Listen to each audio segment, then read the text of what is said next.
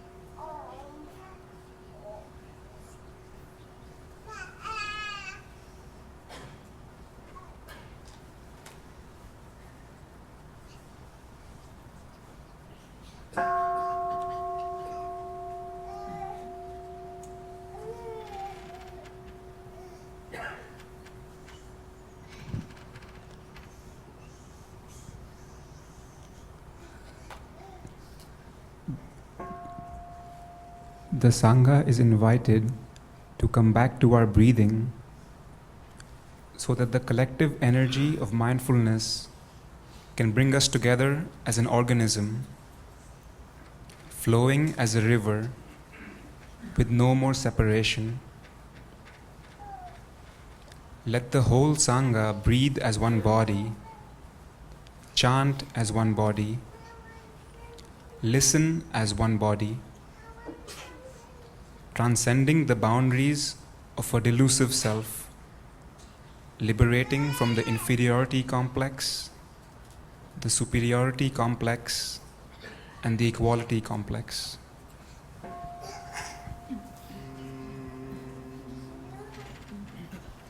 With hearts established in mindfulness, we are truly present for sitting and walking meditation and for reciting the sutras. May this practice center with this fourfold Sangha be supported by the three jewels and holy beings, well protected from the eight misfortunes and the three paths of suffering. May parents, teachers, friends, and all beings within the three realms be filled with the most divine grace, and may it be found that in the world there is no place at war. May the winds be favorable, the rain seasonable, and the people's hearts at peace. May the practice of the noble community, diligent and steady, ascend the 10 Bodhisattva stages with ease and energy. May the Sangha body live peacefully, fresh and full of joy, a refuge for all, offering happiness and insight. The wisdom of the awakened mind shines out like the full moon. The body of the awakened one is pure and clear as crystal. In the world the awakened one relieves bitterness and suffering. In every place the awakened mind reveals love and compassion. Namo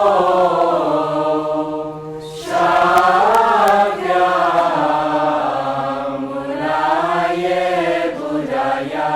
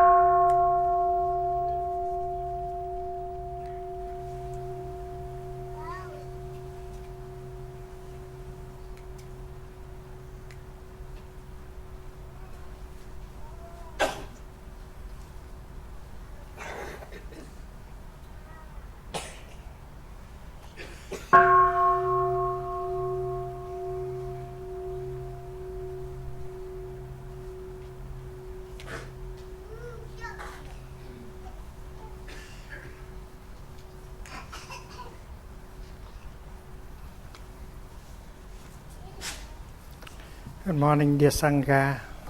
Today is Monday, April the 9th, 2012, and we are on our 5th day of the retreat, Cultivating Happiness.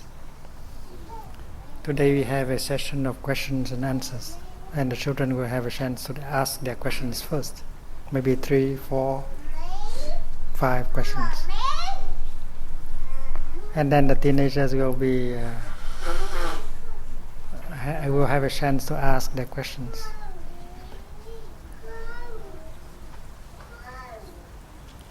And the children can continue in another room, but the teenagers may like to stay for after their questions, if they like. And after other people, we adults, we have our own time to ask questions. We know that a good question can help many people. That is why we should ask the real question, the question of the heart, the question that has to do with our suffering, our happiness, our practice. And we can always ask a question for a friend of us that is not there.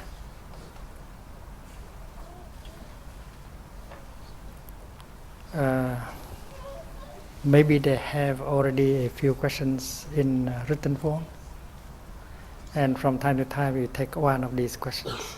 Sister Pine here will read one of them from time to time, and we will address that question. If during the session you have a question, you might like to write it down on a piece of paper and have someone bring it to Sister Pine.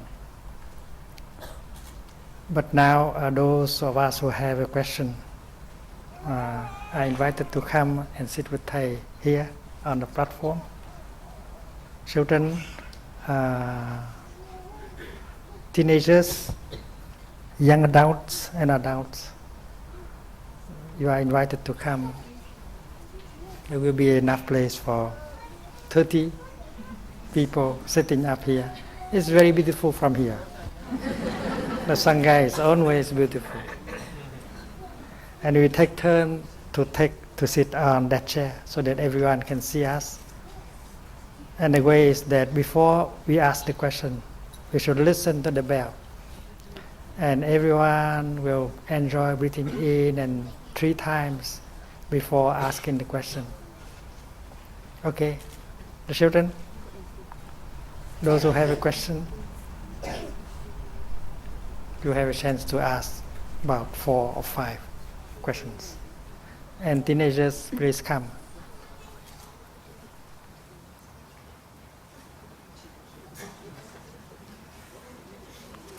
Especially we want to encourage teenagers to come. And grown-up people also, please come.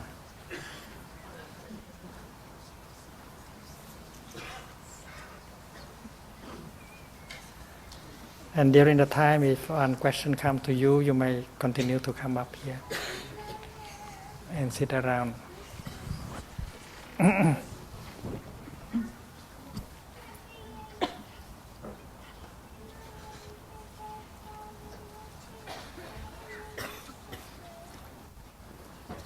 And we know that a good question does not have to be very long.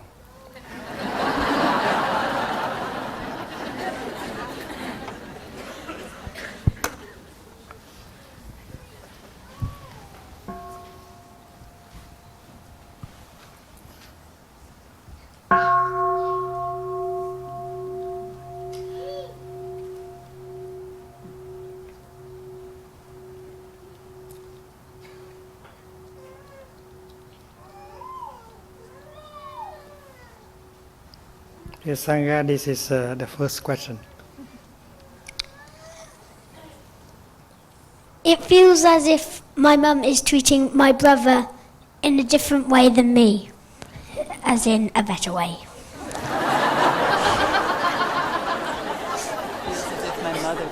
better than me, my brother better than me. How can I make it feel fair? How can I make it more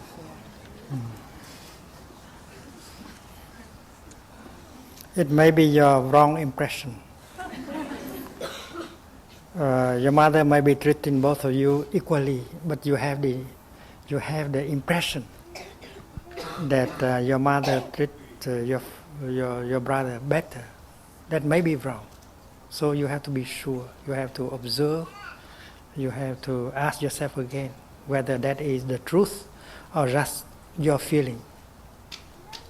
We should not be sure of anything. So you have to look deeply. That is why we need meditation. Meditation means look deeply. Do not jump right away into a conclusion. Okay, good luck.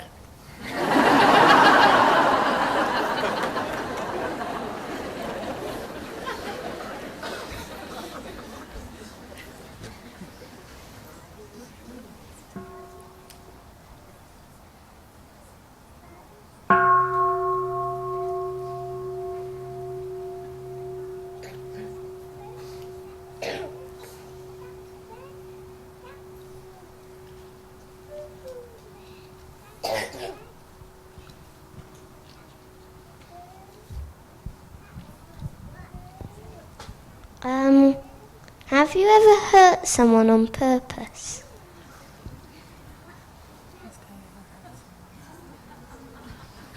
By lack of mindfulness, yes. By ignorance, yes. But there was no intention to make him or her suffer.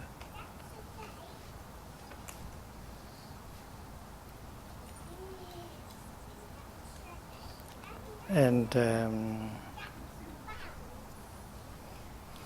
I always feel that I don't like to hurt people. I don't want to make a person suffer. But because sometimes you are not calm enough. Sometimes you are not mindful enough, so you say something and do something and make him or her suffer, and that is not on purpose. That is by ignorance, by lack of mindfulness. And I have done that a few times, and I always retreat that. And I vow to myself that I will be more careful and not to do it again next time. Thank you.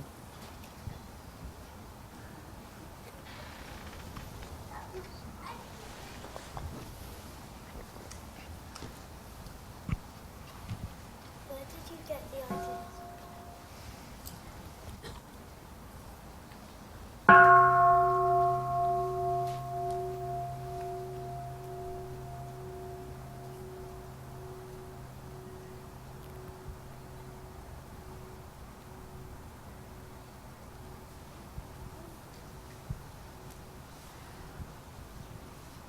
Where did you get the ideas for your books?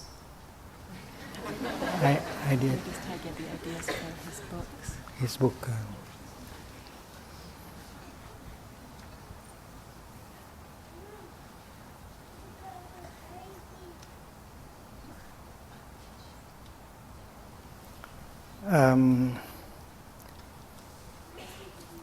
I write a book because there is a need inside to tell what is in my heart. When you have something in your heart, you would like to share. So there is already something inside. I don't have to go and look for ideas in order to write a book. There is the idea is already in there, and sometimes it's too many ideas already. You don't have to go and look for ideas in order to write a book. To write a book is a need for you to share your experience of living with other people.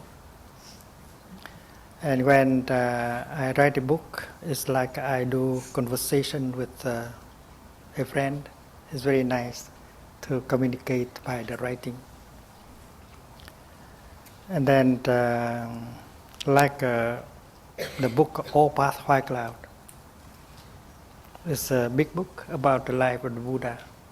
I hope that one day you will read it. That book I wrote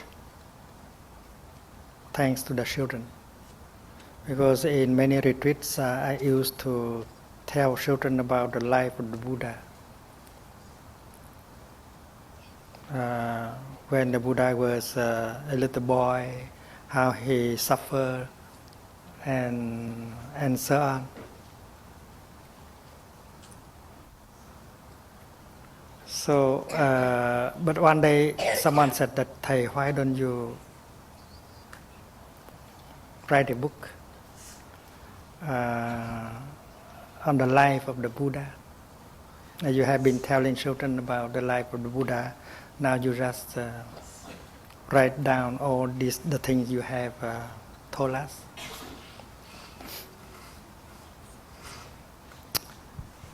And I said yes, and I sat down and began to write.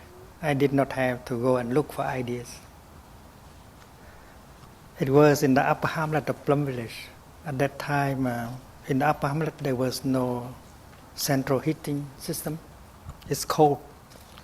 In my room, I had only one wood stove. So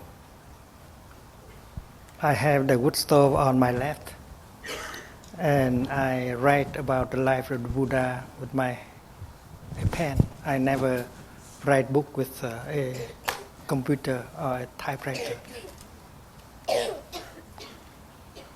And I toasted my left hand on the stove. It's cold. And on the stove there was a kettle. So I always had hot water to make some tea. And from time to time I would stop writing and make some tea and drink it, enjoy drinking my tea, and then I continue writing the story of the Buddha.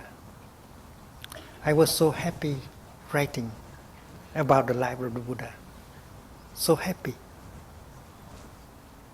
Because it was like sitting and talking and playing with the Buddha. So happy time writing. I did not suffer at all. I enjoy the time of writing. It had 80 chapters. And I was sure that if I had a lot of if I have a lot of happiness in writing the book, my readers will be happy when reading the book also. From time to time, I stop and do walking meditation because I encounter a few difficulties. How to express that? Like the chapter when the Buddha, when Siddhartha had become already a Buddha, and after 1 year of teaching, he was going home and visit his family. And that is one of the difficult chapters to write. You have become a Buddha, a teacher of so many people, but how, when you come to visit your family, you are still a son to your father. You have still a big brother to your sister, a father to your son. You are a Buddha, but you are a human being at the same time. So I had to go and do walking meditation, stop all thinking. And finally I was able to write that chapter. Another chapter is about how the Buddha convinced the three Kashyapa brothers to abandon the worshipping of the fire and join the practice of mindfulness. And in the sutras, people related that the Buddha used some miraculous powers. And I said, well, the Buddha did not need miraculous power. He had a lot of compassion and intelligence. He must have used only his intelligence and compassion. So I determined to do walking meditation first and go back and write and describing Buddha using compassion and understanding in order to help the three Kashyapa brothers. So that was the way I wrote the book. And that is why the book was able to reveal the Buddha not as a god, but as a human being. And when you see the Buddha as a human being, it's very easy for you to relate to him. But if he is a god, it's much more difficult. And that is the story of one book. And there are many books that came from my Dhamma talks. I did not write them. There are disciples, friends who transcribe the talks. And I need only to read it over and make into books. In fact, I do not go and look for ideas to make my books. I just try to arrange so that these ideas will be placed on paper. Thank you. Another question?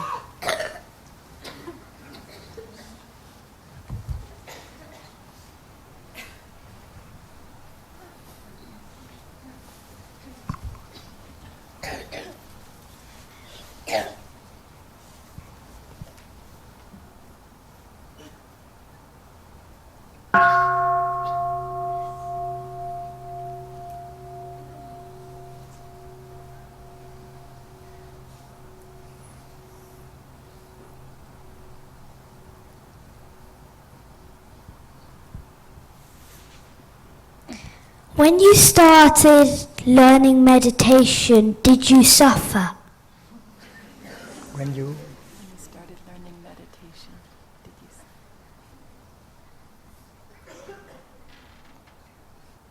you? No, not at all.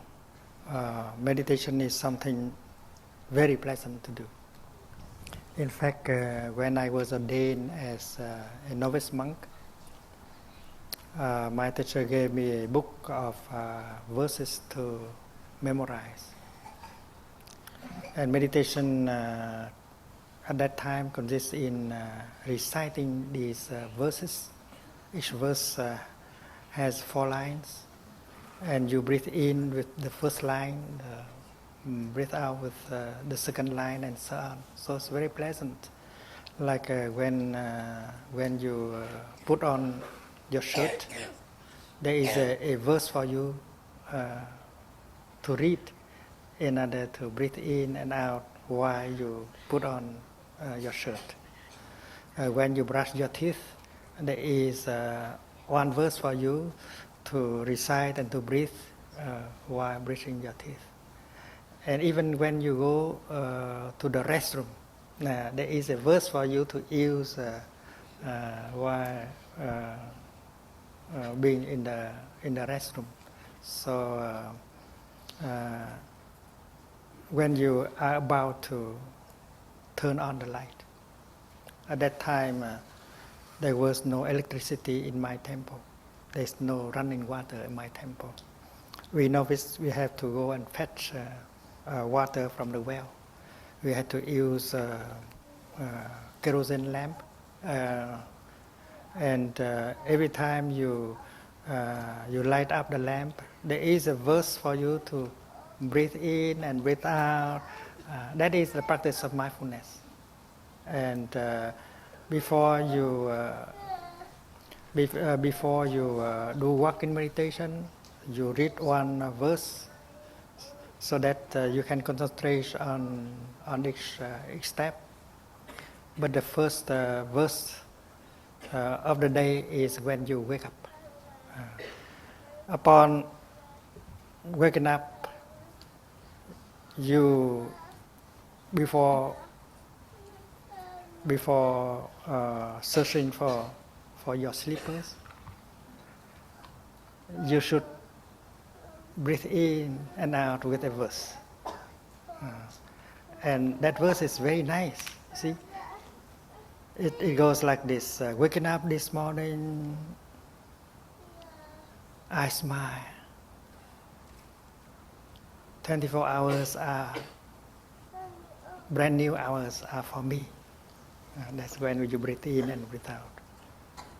And I vow to live each hour deeply and learn to look at people with the eyes of compassion. Breathe in and out and in and out. And only after that you rise. And when you search for a slipper, your slippers, there is another verse which is very nice. It goes like this: from the morning until the evening, everyone has to look to protect himself or herself.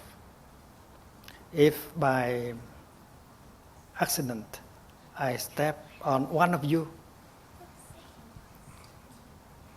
I'm sorry.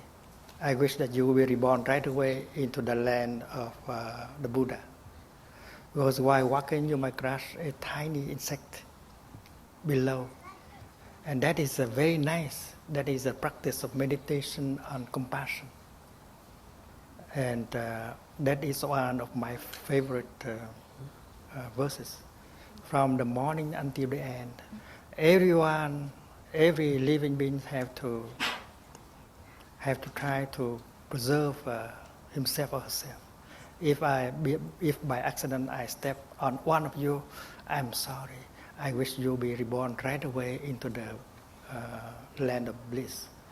And that is a very good way to cultivate compassion. So that kind of meditation doesn't make you suffer. It makes you very happy. And I learned sitting and walking. So don't think that to meditate you have to suffer. No.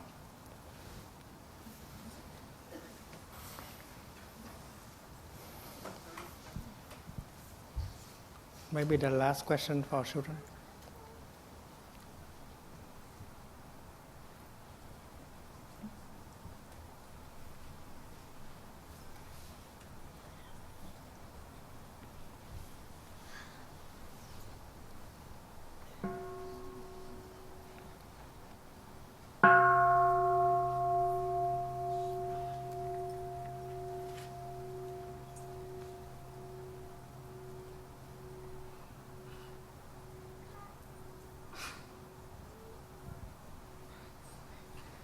What's it like in Plum Village?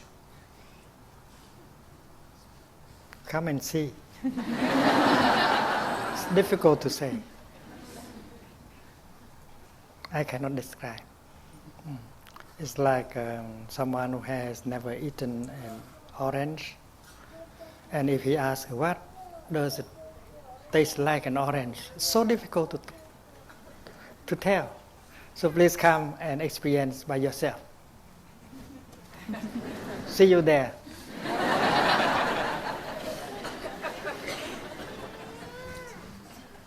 The teenagers are invited to come. If the children are interested, they can stay.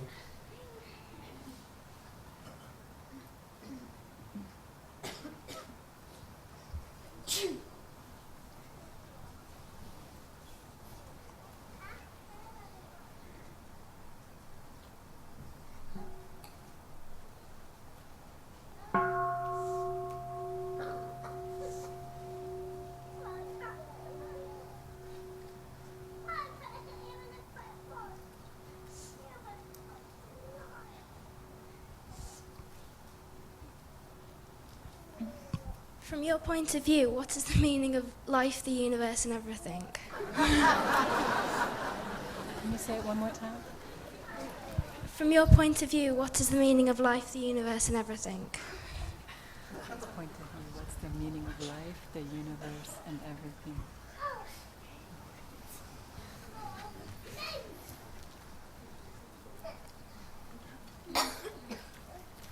When people look at the cosmos, look at the planets, and look at life in different forms, they ask the question, what is the meaning? So everyone is trying to find a meaning of life. The meaning of life is not something objective that we find, but that is our way to look and to find a meaning. If I believe that if you have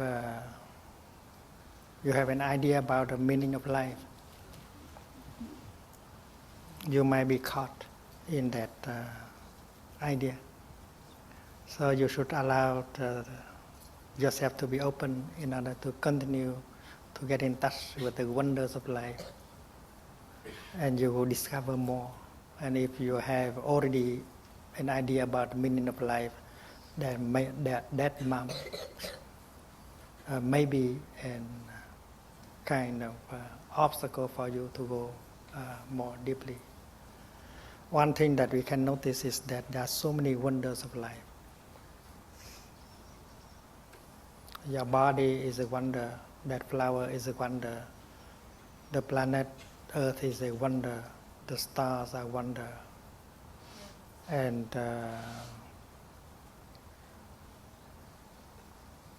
that it is possible for you to be fully present in order to be in touch with all wonders of life. And that has a capacity to nourish you, to heal you, and by doing so you might deepen your understanding of the mystery of life. But if you live in such a way that brings so much craving and anger and despair, you will lose yourself and you miss the chance in order to be in the here and the now, in order to be in touch with the wonders of life.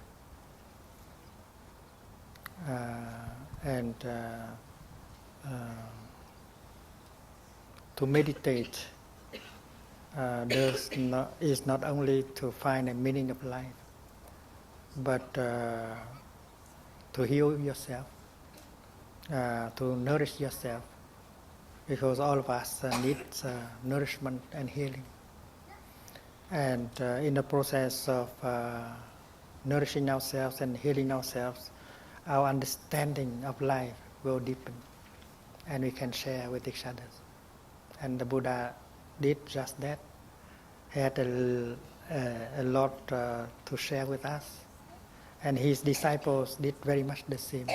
They continue the work of the Buddha. They live in such a way, they try to live in such a way that compassion, love, brotherhood, sisterhood, and peace be possible, to make the world suffer less. And during that time, the understanding of life and of the world always deepens.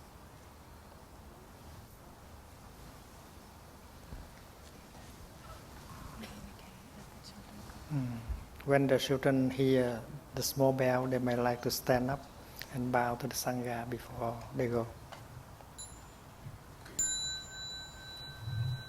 Children, we'll see you later. Turn to the Sangha and get ready to bow. Thank you.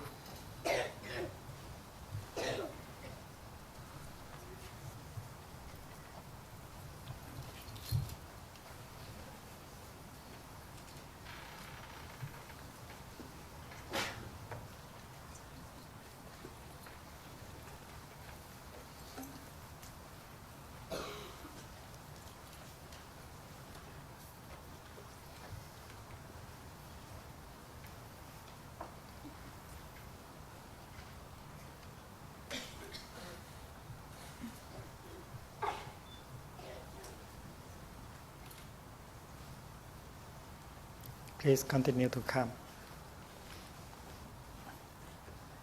and get ready to ask questions. Hi, Thay. I want to ask you, have you got a cow? Like a special object or something? Like in teen group, we've been talking about cars, like special objects, and I wanted to ask Thay if he's got one. A special thing. You're asking if Thay has a special car? No, like a special object, like special item. No. Cow.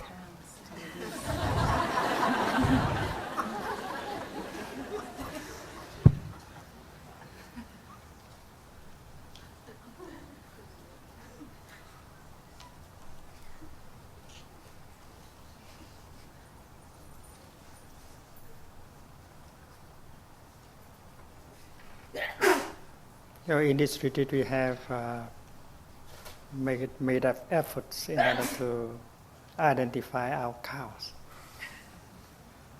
in order to learn to release them. But we have also learned that the most difficult, the cows that are most difficult to release is your ideas, especially your idea of happiness.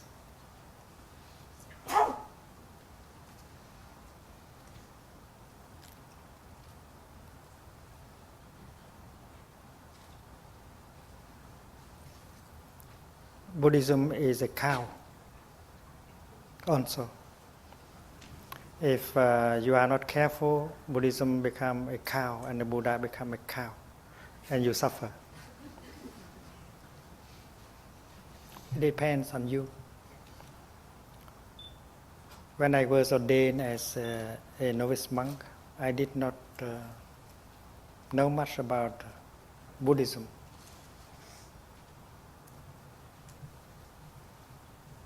A young man of 16, how could he understand Buddhism deeply enough? But there was something like a desire, like an intention to practice, so that you can get more freedom and lightness and joy. And there was that kind of conviction that if you continue, you will discover what Buddhism is, who the Buddha is, and you will succeed. There was that kind of conviction that may have been transmitted by ancestors. When I was 14, 15, I already read books of history and so on, and learned that there were times when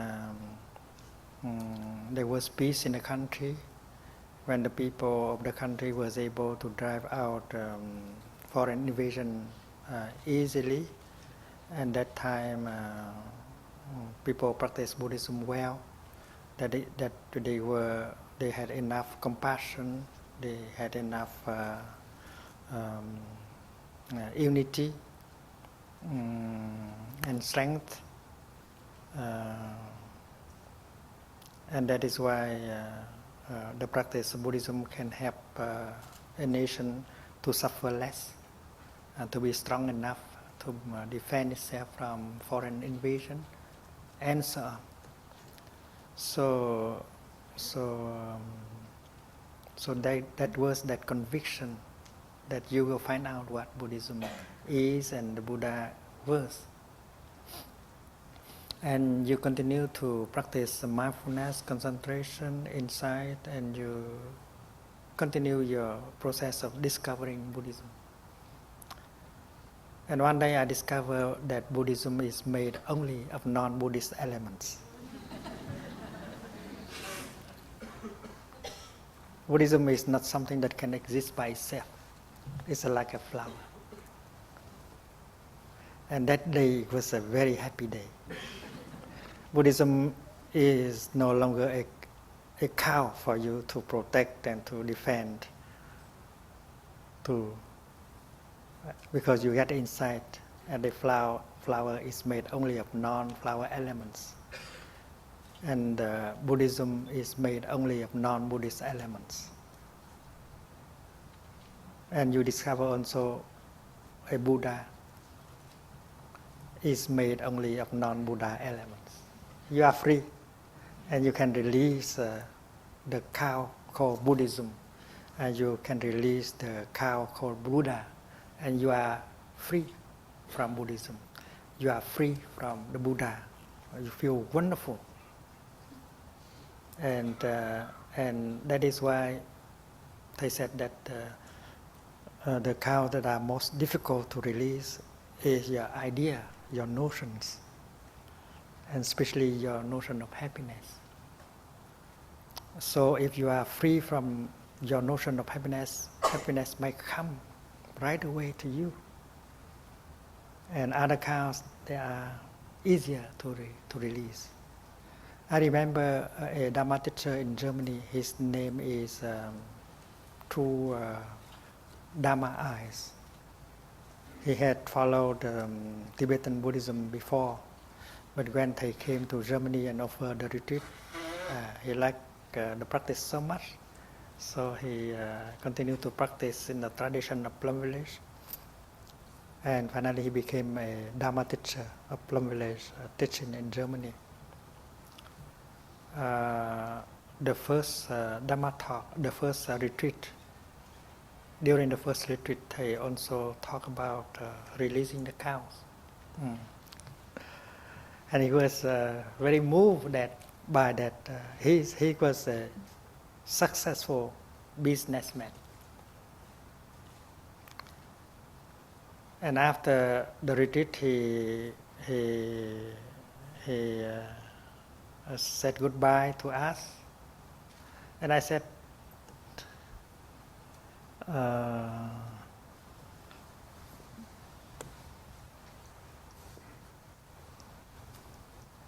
Carl, why don't you attend the second retreat?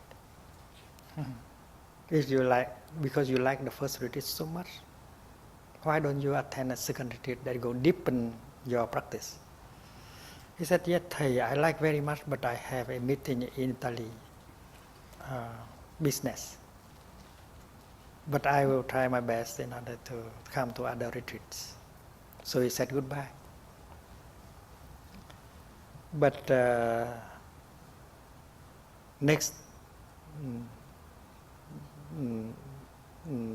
day after, when we inaugurate the second retreat in Germany, when they came to the meditation hall, he saw Carl Schmidt sitting in the front row.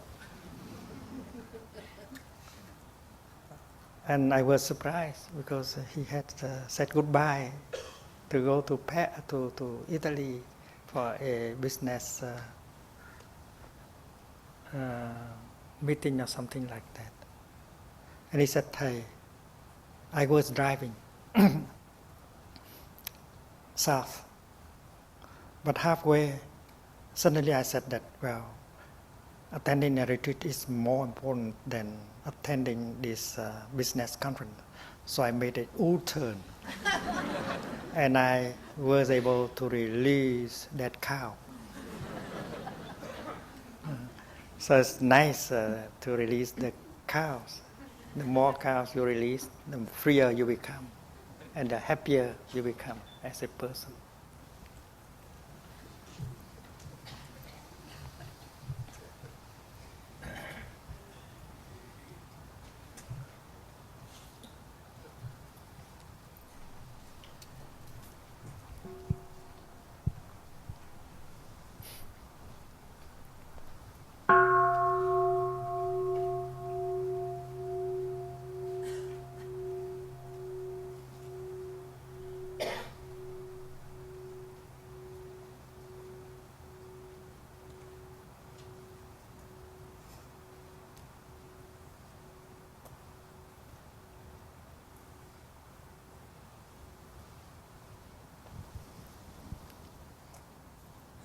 What are the benefits of being a monk?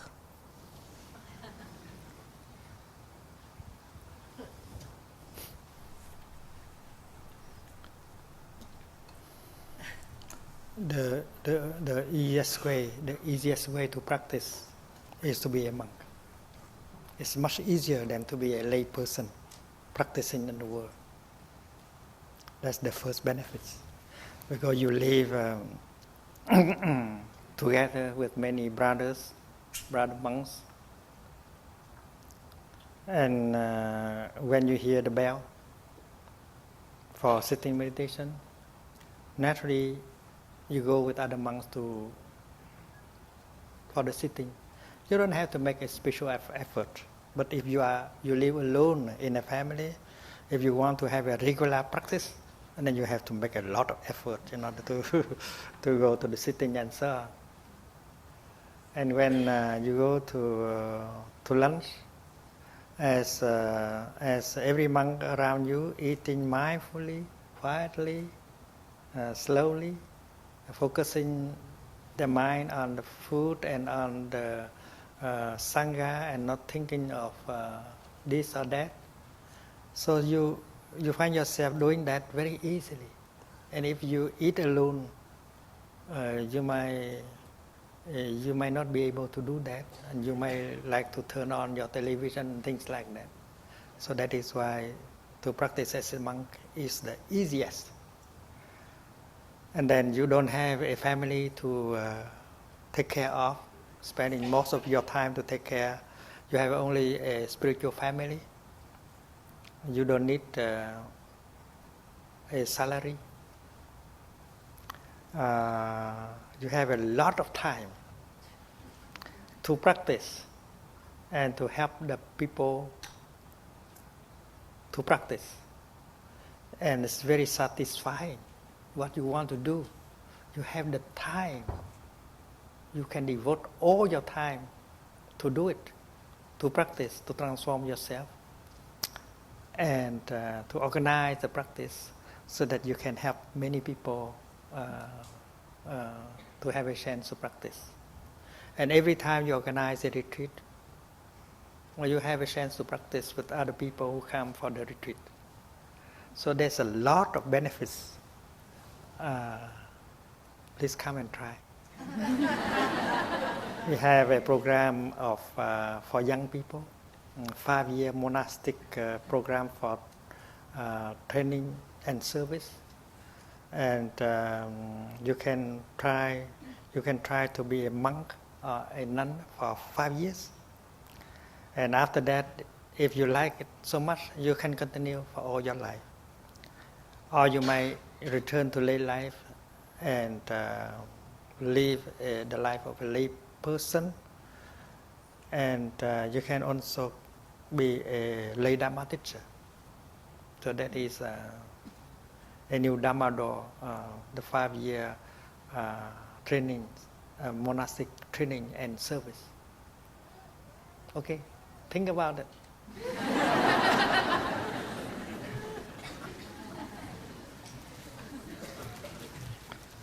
By the way, we need a lot of monks and nuns to help us organize retreats like this, because we don't have enough monks and nuns.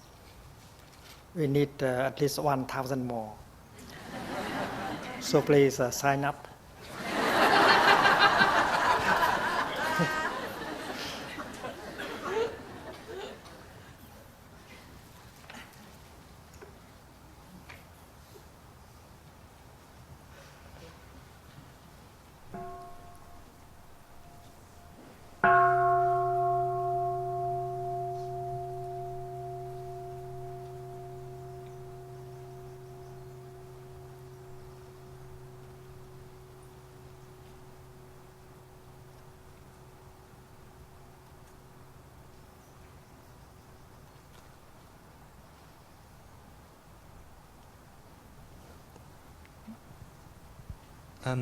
It says in the first mindfulness training, I think, to never condone any kind of killing. What about things like assisted suicide and things like that, where somebody is terminally ill and their body cannot sustain them, and they are constantly in suffering and pain, and things like What about things like turning off a life support machine?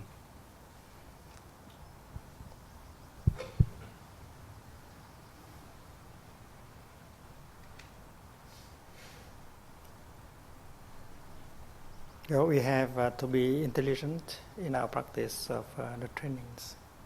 We should not be caught by the form. We have to be flexible. We have to be intelligent. The purpose is to relieve the suffering, to reduce suffering, and not to add more suffering. That is why in the case of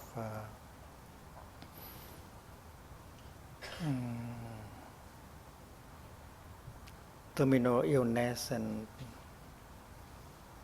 I think we have to meditate together to see whether it is possible to help a person to die peacefully rather than allow him or her, force him or her to continue to live and continue to suffer. Because the purpose is to reduce suffering and not to promote, to continue. I think we have to take into account the will of the person, take into account the opinion of the members of families, and the decision will be made upon that kind of consultation.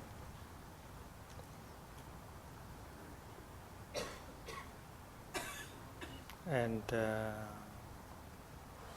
that person may be able to continue in a healthier form of life, because nothing is dying. That is why we need intelligence, we need openness in dealing with these problems, medical problems.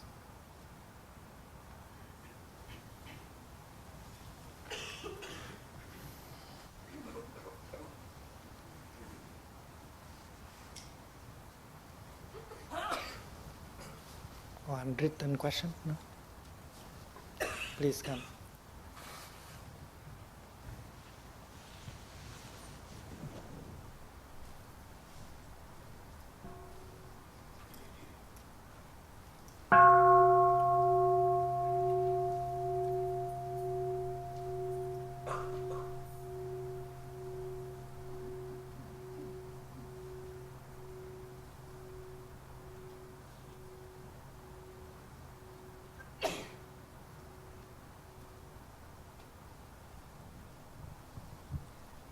Dear Thay, dear Sangha, is there a difference between engaged Buddhism and applied Buddhism?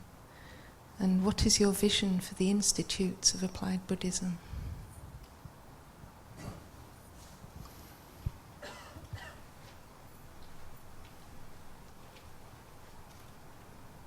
Engaged Buddhism is the kind of Buddhism that can be practiced all day long and anywhere.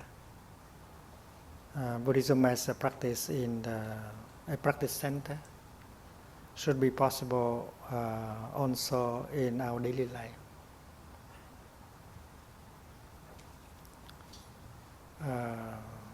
And that is why between engaged Buddhism and applied Buddhism there is a very deep connection. They are almost the same thing. Like the practice of mindfulness can be done in the realm of education, the realm of health care, in the realm of politics, social work.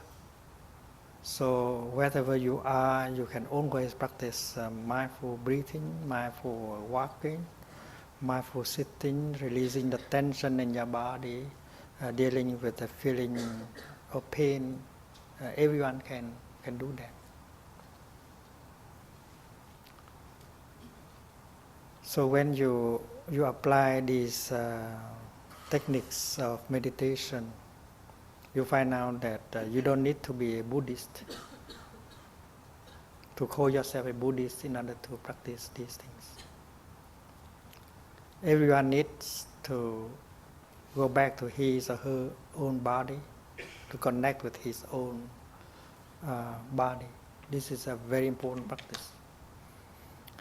And the practice of mindful breathing can bring your mind back to your body right away, to get connected with your body. And suddenly you become established in the here and the now, getting in touch with the refreshing and healing elements of life for your nourishment and healing. You don't need to call yourself a Buddhist to do so. And then anyone can practice breathing in a sitting position or lying position to release the tension in their body, to feel better, whether they are a teacher or a student or a politician or a police officer. In fact, we have helped organize a number of retreats for police officers and personals of prison administration, because these people, they suffer a lot of stress, suffering. We learned that the number of policemen in America who took their own life by the gun is more numerous than the policemen shot by the gangsters. It's a very, and we had a Dharma teacher that had been a police officer for a long time. She organized a retreat for police officers in Madison, Wisconsin. It's very moving to see police officers practicing mindful walking, releasing the tension. That is applied Buddhism and engaged Buddhism. And lately, we don't want to use the word Buddhism because the word Buddhism may be an obstacle. So we try to use the word global ethics, applied ethics. The French President Sarkozy, he wants very much to bring morality back to school. And the teachers in France, they don't know exactly what to teach in that hour. And but monks and nuns in Plum Village, we know what to offer in that. So we have trained many groups of school teachers, a little bit everywhere. In Thailand, in Malaysia, in Vietnam, in India, in France, and so on. We just had a retreat for educators in London 10 days ago.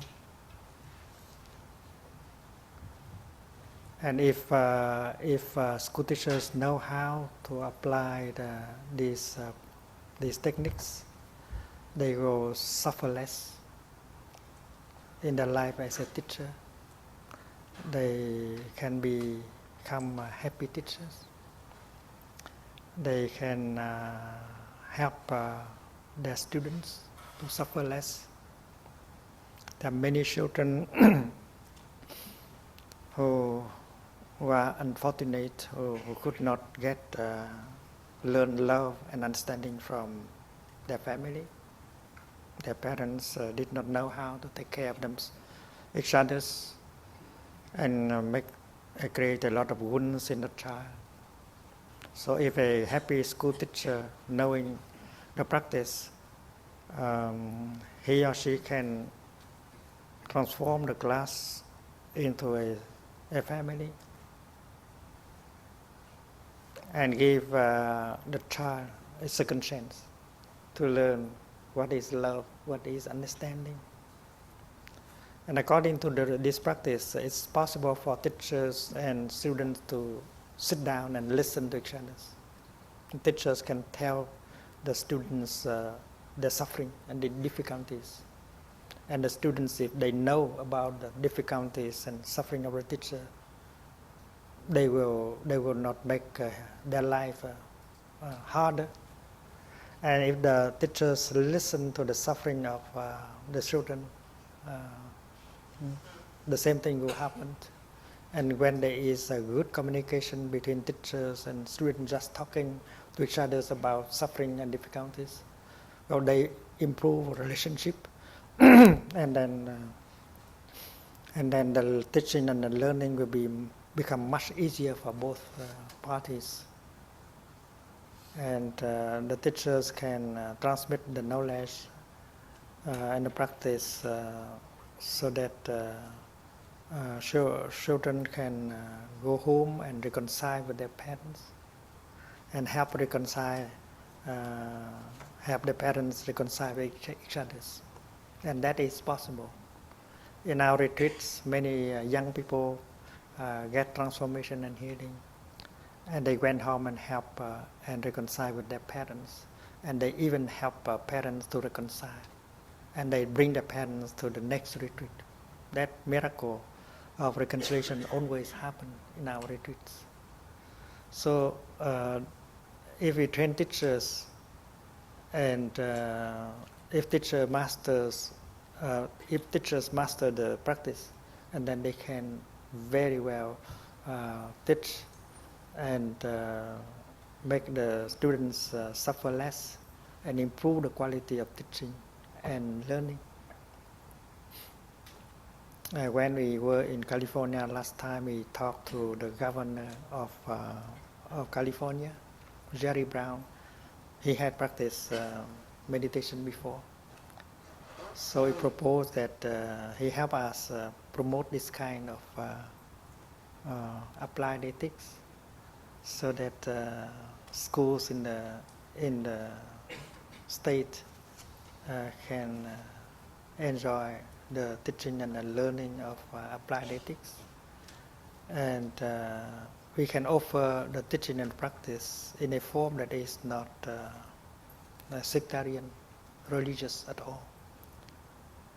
And when we addressed the House of Lords in London recently, we also discussed about this, because if there is a law that can help bring that kind of teaching and practice into school, well, we will change our society.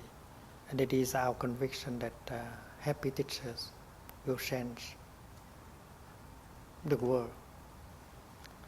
And in these days, Plum Village, with all Dharma teachers, monastic and lay, we are doing our best to promote that kind of applied ethics.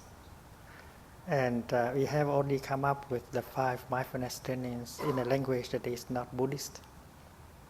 And we are working on a non-Buddhist version of the 14 mindfulness trainings. Because these practices are very concrete expression of the mindfulness practice, and based on the insight of interbeing, non-discrimination. So it should be possible to make it global ethic. And each of us, whether we are school teachers or parents, politicians or psychotherapists, we can always help to promote that kind of practice and help change the world.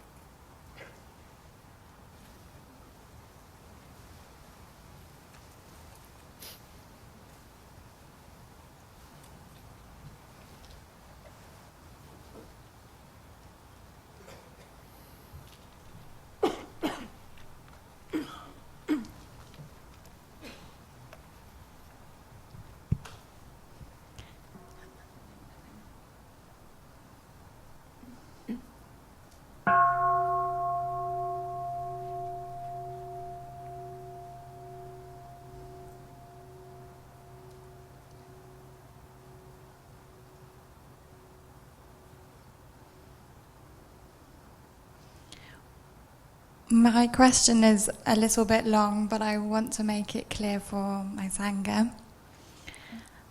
I understood very deeply what you were saying about being part of a large organism, living, breathing, that nothing is ever lost, and we are all connected and flowing through.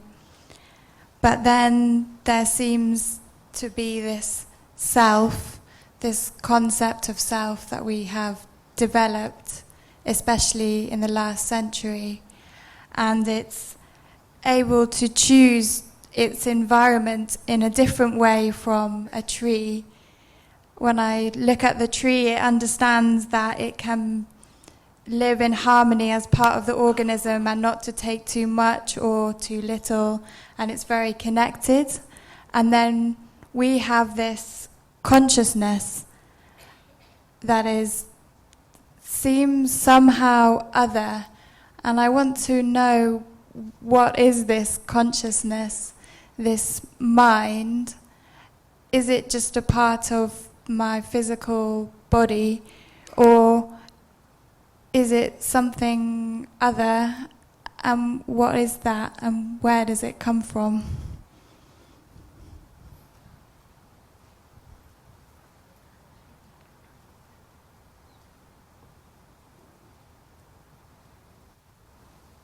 Well, in neuroscience, they speak of background consciousness, which is very much equivalent to our store consciousness.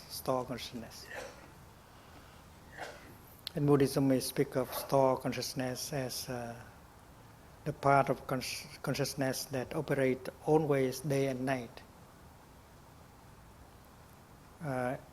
Store is capable of receiving informations, storing informations, and process informations and learn. And when you drive a car, it is store consciousness that is driving, and not your mental mind consciousness. In the beginning, when you learn driving, you have to use your mind consciousness. You have to focus your attention. It's difficult. But in the process of doing so, store learns. And finally, you don't have to think about it, and you can drive like that, with your mind thinking about other things. So it is store consciousness that is practically doing most of the things, including driving your car. During the night when you sleep, and if your body feels cold, your hand reach out for the blanket, that's store consciousness, not mind consciousness. Your mind consciousness might be in a dream. You might see something that you are swimming in a very icy lake. You can see things like that, and you reach out to the blanket, and that is a store consciousness. Mind consciousness is much slower. While you drive, and if you encounter something, and if you can avoid accident very quickly, that is store consciousness. It has learned and react very quickly. And if you wait for your mind to make a decision, it may be too late. And that is why we can conclude that mind is slower and more expensive also, because our brain spend a lot of energies, while our body, our store spend much less energy.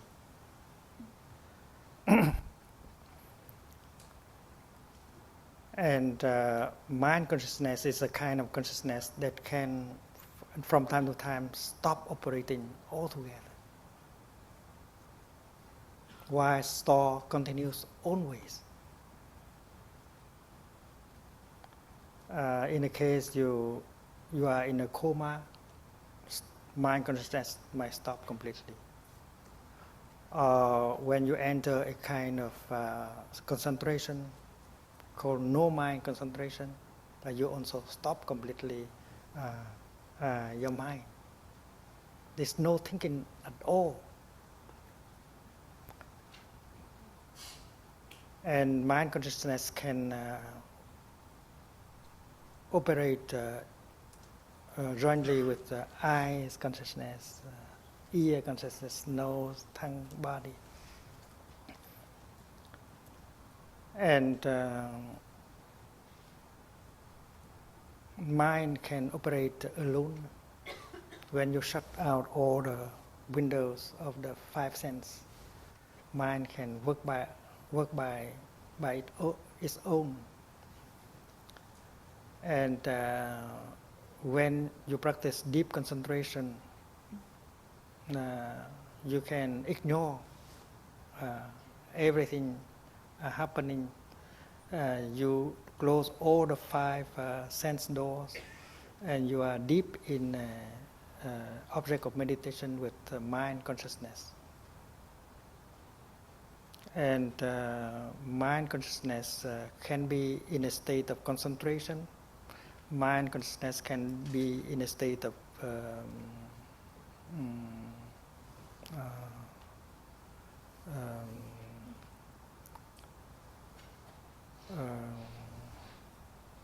confusion. The opposite of concentration is dispersion. Mind in dispersion. And mind consciousness can be in a state of psychosis.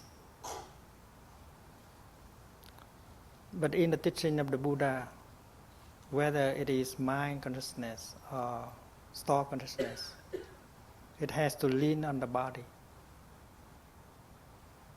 It cannot manifest without the body. And the body also cannot be on its own without consciousness. So body and mind, they interact. It's like the left and the right. If you think that the body can be without the mind, that is wrong. That is not a living body. That is a dead body.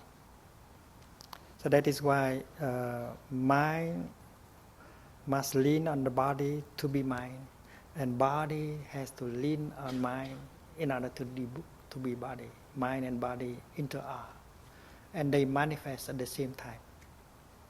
You cannot say that the body first and the mind later. No, that is a process of mutual manifestation. And then if you go deeper, you see that mind is a kind of body, and body is a kind of mind. Your body is first of all an object of your mind. Not only your body, but everything else, like a flower, or a tree, or a mountain. You might think that they are objective things existing outside of your mind. But there is only thing you can be sure of. The mountain, the flower, the trees are objects of your mind. And you cannot demonstrate that these things exist outside of your mind. And you still behave as if they exist outside of your mind. But in this teaching, your body, your environment, everything is object of your mind. And that is why in the teaching of the Buddha, there are 4 realms of meditation. You meditate on your body, you meditate on your feelings, you meditate on your perceptions, and you meditate on the objects of your perceptions, which is object of your mind. Mind is the object of meditation, and objects of mind is an object of meditation.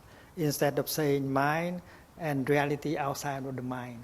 And in Buddhism, we always say mind and objects of mind. So mind and objects of mind, they inter-are. Without mind, there is no objects of mind. Without objects of mind, there is no mind. And if you go deeply, we see that the notion of mind and matter should be removed. Our distinction between mind and matter is an obstacle. And nowadays, scientists have discovered that an elementary particle is very intelligent. There is mind in it. And it is mind. Somehow it is mind. So when we look at the planet Earth, if we see that it is a block of matter, we are wrong. We have to begin to see the Earth as a living organism. And to describe the Earth as mind only is wrong. To describe Mother Earth as matter only is wrong. We have to transcend both notions.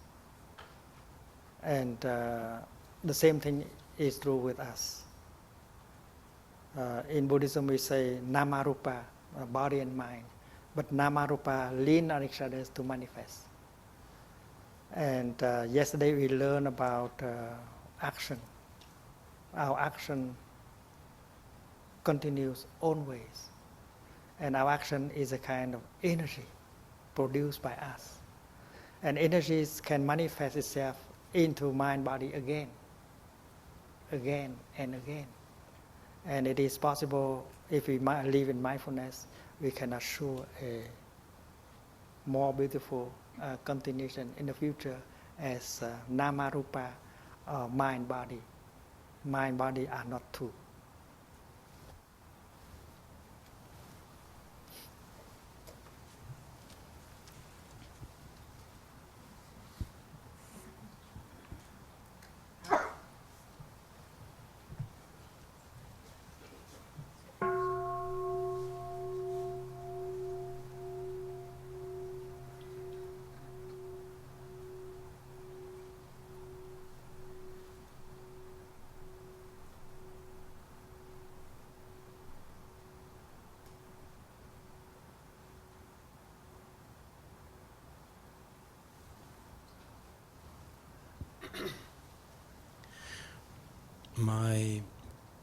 My problem is that I love to dance, but I don't know how to dance. And the only time when I remember how to dance is in a nightclub with the aid of different substances that I know are poisonous to my body. And I know this is a problem with my confidence, and I was wondering what your advice would be on building confidence. So he loves very much to dance, but he doesn't remember how to do it except when he goes to the club and drinks alcohol. And that's what somehow gives him the confidence to do the dancing. So he wants to know, how can he find the confidence without having to rely on the kind of bar scene and the alcohol? So he can have the confidence to do the dancing that he loved to do. I think that if you love something very much, you'll be able to do it. This is what I found out. The problem is that if you don't like it enough, you cannot do it. But if you really love it, and then you can do it. That's my conviction. By one way or another, you'll be able to do it. There are many ways. And wherever there is a will, there is a way.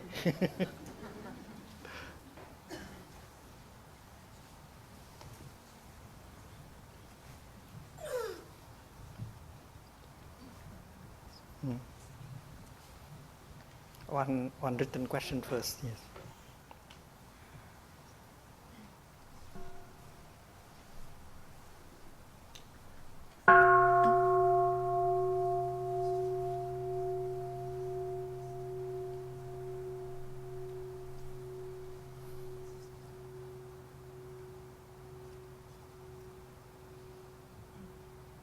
So, dear Thay, this is a question from a friend named Mary.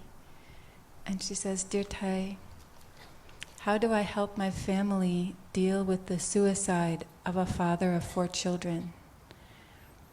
Right now in the family there's a lot of rage and hatred and denial of everything good.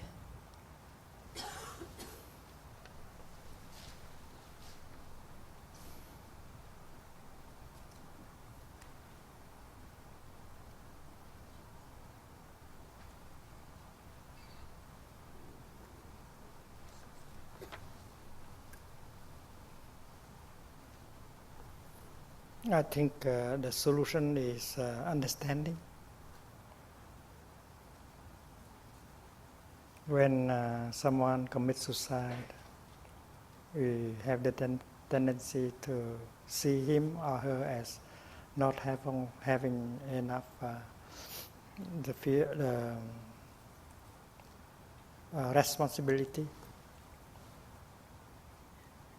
We have the tendency to think like that. That person does not have a sense of responsibility. And we suffer because we are caught by that idea. That person may have a big sense of responsibility. Yeah. But it is, that was covered up, that cannot manifest just because of the huge amount of suffering in him or in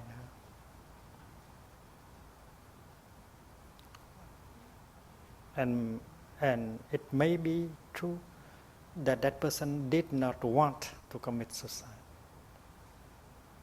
He did not want to do it. But something is stronger than him that has pushed him to do it. And that is why to practice breathing and looking deeply, we stop blaming that person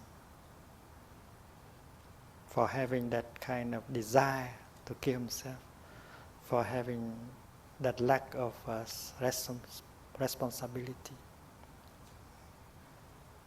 The truth may be that he did not have that desire.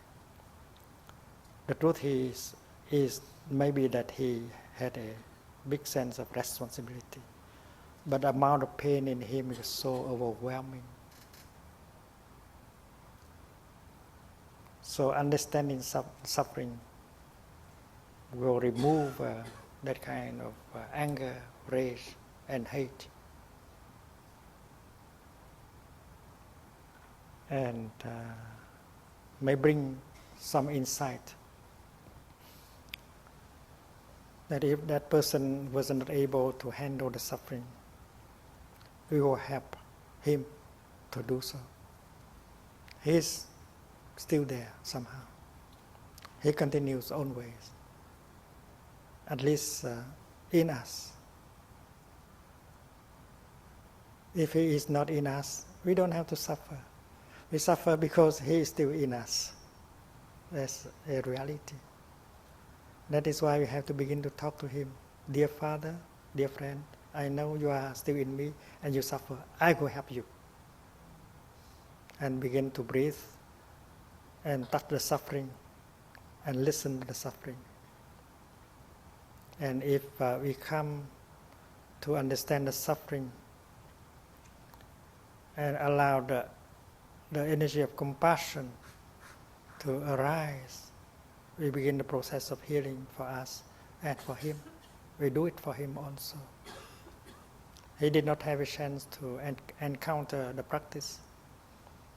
No one has told him how to handle this feeling of despair and anger and suffering.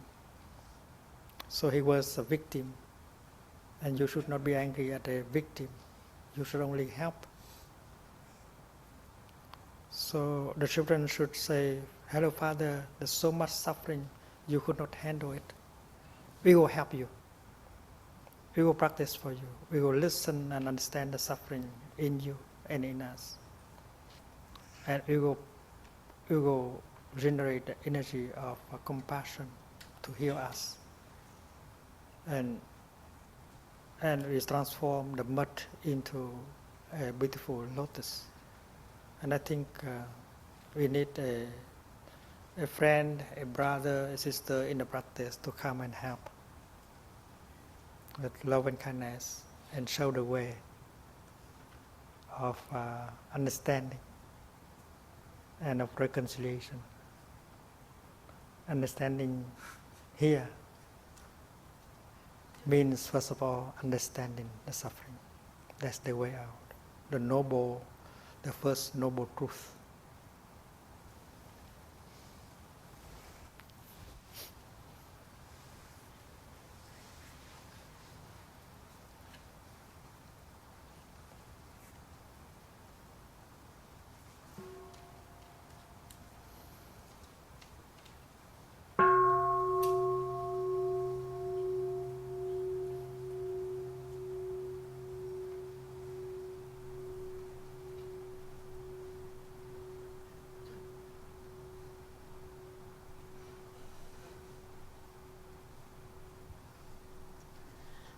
Dear Thay, dear Sangha, my question is also about consciousness.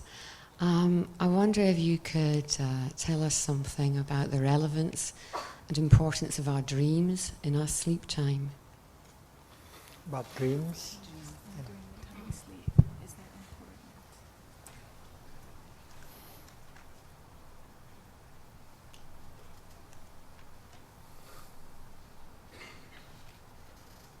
If we remember the dream, it might be very helpful, because the dream is like other events. It has a meaning in it. Sometimes we are surprised because during the day we did not think of that at all, and yet during the night it appears like that as a surprise. Maybe our body, our mind, or our ancestors are trying to show something. Maybe an ancestor wants us to look into that matter.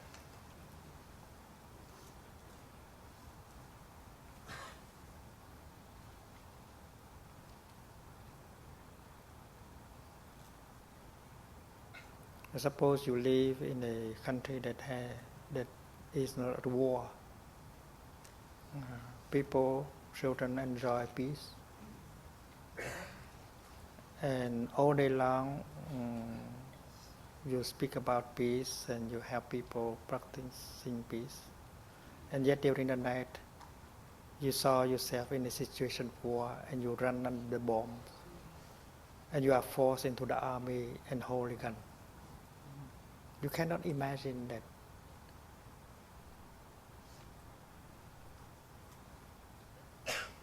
So if you remember the dream, you see that there must be a cause why the dream come to me. Maybe we enjoy the peace in our country, but we ignore what is going on outside of the country. And people continue to run under the bombs. Children and adults continue to die. So we should not only enjoy peace, but we should be doing something. We should suffer a little bit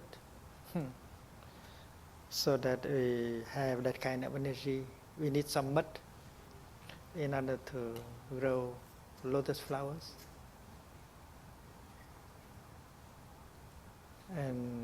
And that is why I think each dream has its own message, and we can receive the message from our dreams. And also during the time we are not sleeping, image can come like that very suddenly, and all of them come from the depth of our consciousness, and there must be a cause. They may want to remind us of something. In the practice of mindful eating, when you stay in line waiting for the time you serve the food. You practice mindful breathing, you look around, you see yourself living in a kind, beautiful environment. You have brothers and sisters in the practice that are practicing mindful breathing, mindful walking, so beautiful, and you enjoy that atmosphere and the energy of peace. And when you take some food and to put on your plate, you say that my plate is empty now, but in just a few minutes it will fill with good food. And at the same time, you visualize children in the third world, in a world, in a country at war. There are children who is holding a broken plate like this, waiting for hours and hours and do not have anything on it. Suddenly, compassion arises, and there is some suffering. The happiness is that in no time at all we have good things to eat. The suffering is that there are children at this very time waiting and will have nothing to eat. So that suffering is helpful. It makes us into a good human being. So getting in touch with suffering is good. And it's why we speak about the goodness of suffering. And everything is like that. A dream is made of non-dream elements.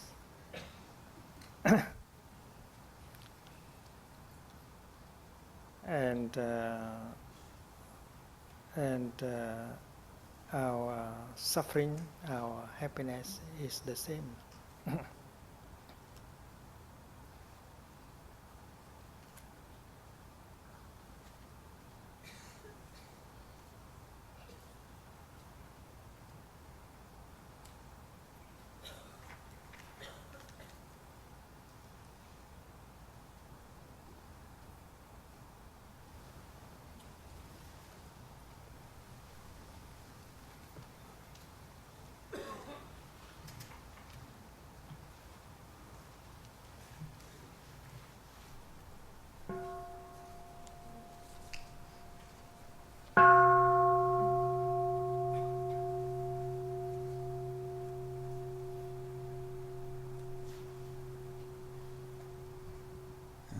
Dear Thay, dear Sangha, I'm just wondering, with the Olympics coming up this summer,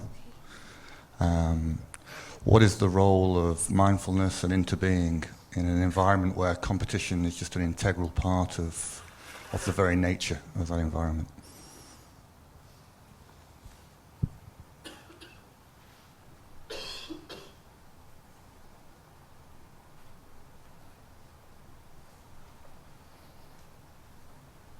I think that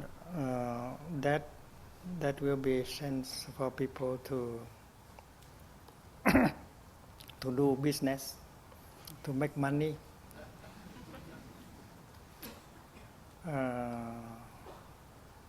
to consume.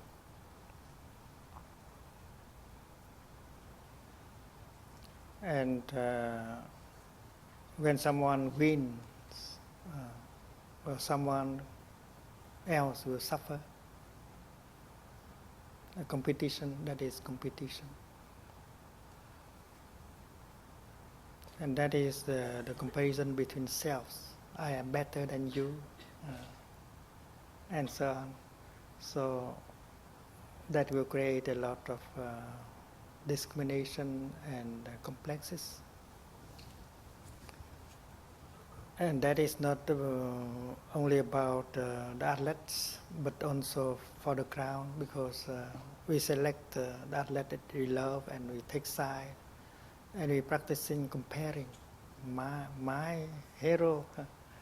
So that kind of joy, that kind of competition is, we consider it to be a source of happiness. And if we don't win, our hero does not win, and then we suffer. That is because everything is based on the discrimination between self and non-self.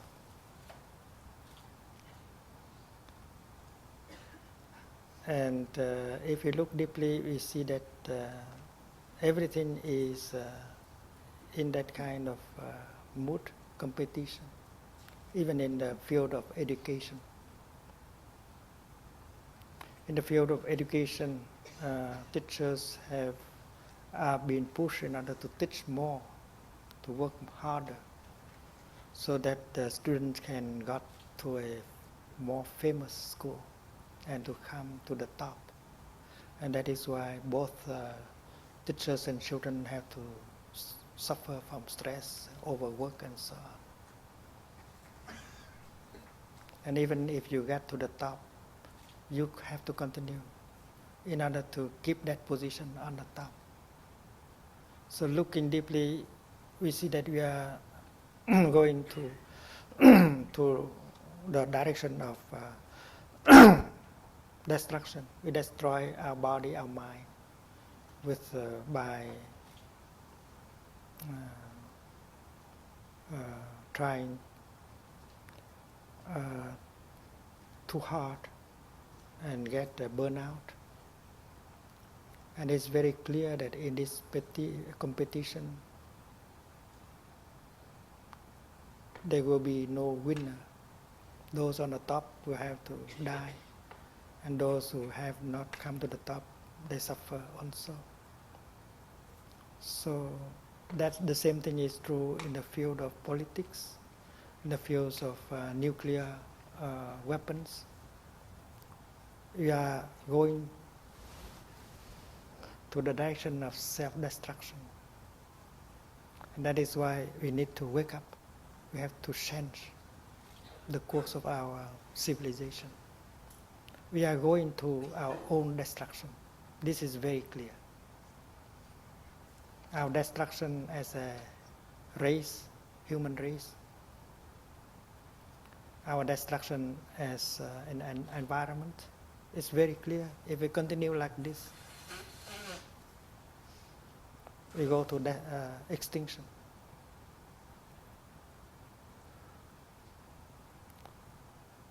There is only one thing that can stop it and change. That is a collective awakening.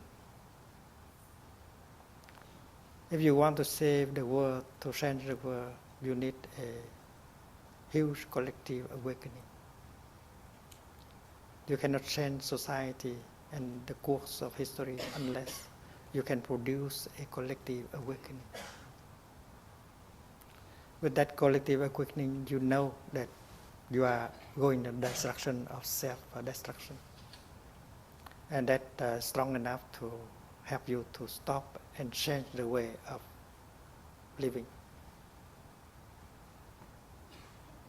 So the Olympics Games give us another chance to reflect on this. In this competition, there will be no winner. Everyone will lose. And not we lose as the human race, but we lose as animals, plants, and minerals.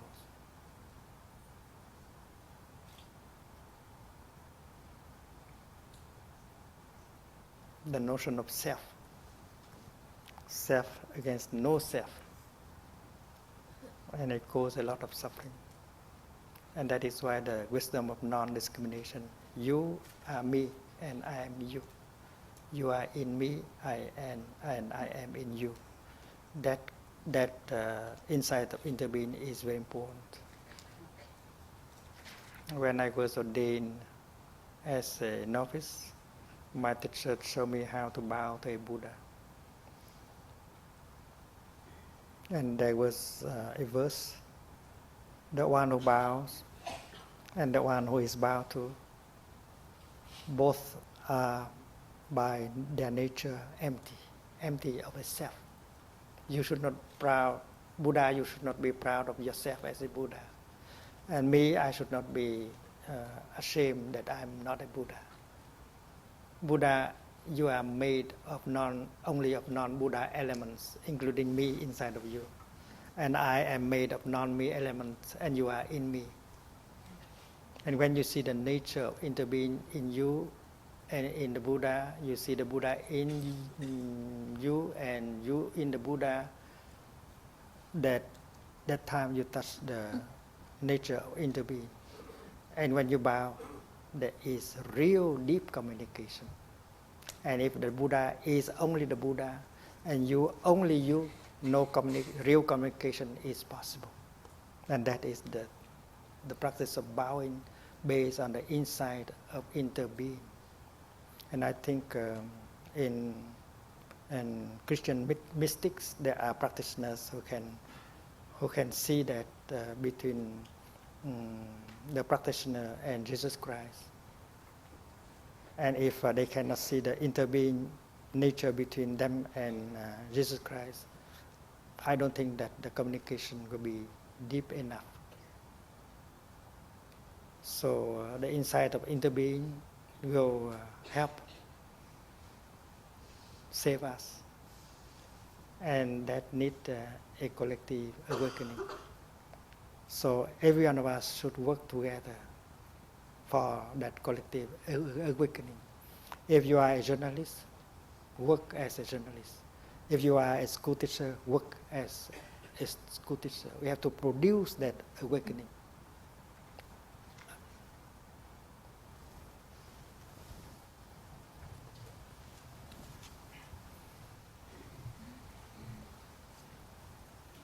One last question.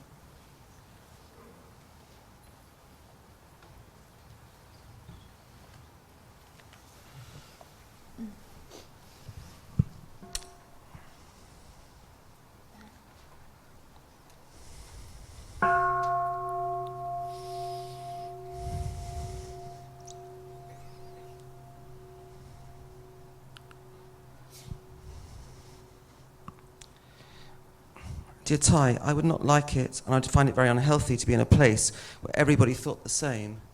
And yet, I very often cause myself inner conflict, suffering, and lack of freedom because of my anxiety that I do not agree with everything, be that in a close relationship, or working relationship, or spiritual practice, including here. How can I free myself of this?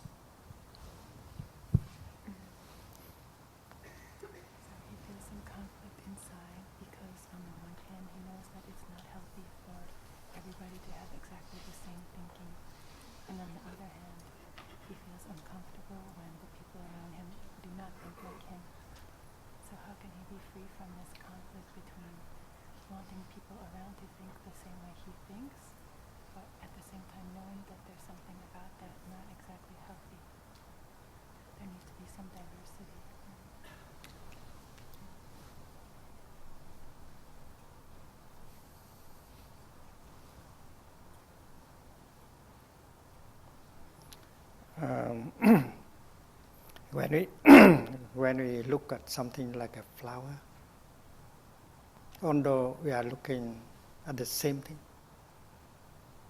but the way we see the flower, the ways we see the flower might be different. So everyone is looking at that flower, but everyone have a different feeling, have a different seeing. So although we do the same thing, but we can do differently already. I don't think that we should try to make to have people think the same way we think.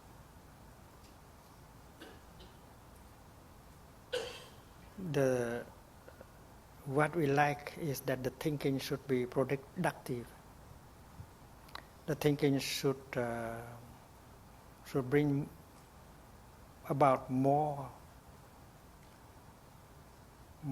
understanding and more compassion. And there are different ways of thinking. It's like meditation, sitting meditation. we should not want the other person to do exactly what we do, because that is another body. The feelings in him or her different. So with intelligence, that person should manage, coordinate his body, his feeling in such a way that the breathing and the sitting can bring the best thing to him or to her. And the way that person does may be different from our way. So we should not expect the other person to do exactly what you are doing. We should only expect that she be able to arrive at more peace, more clarity, more compassion, but the way might be different. So we can be peaceful with that. Because every flower is a wonder. Every person is a wonder. And we should not produce the kinds of thoughts and people like we do with a machine. So I think what we can say is that what we really want is more peace, more brotherhood and sisterhood, more joy, more freedom, more freedom. And the way to produce these wonderful things may be different, and we should be free enough, tolerant enough, in order for people to be able to do their own way. So you can combine the two. You have this, and you have also that, which is freedom. It's okay. Thank you. We shall have a few minutes for a cup of tea, and then we will gather and have a walking meditation.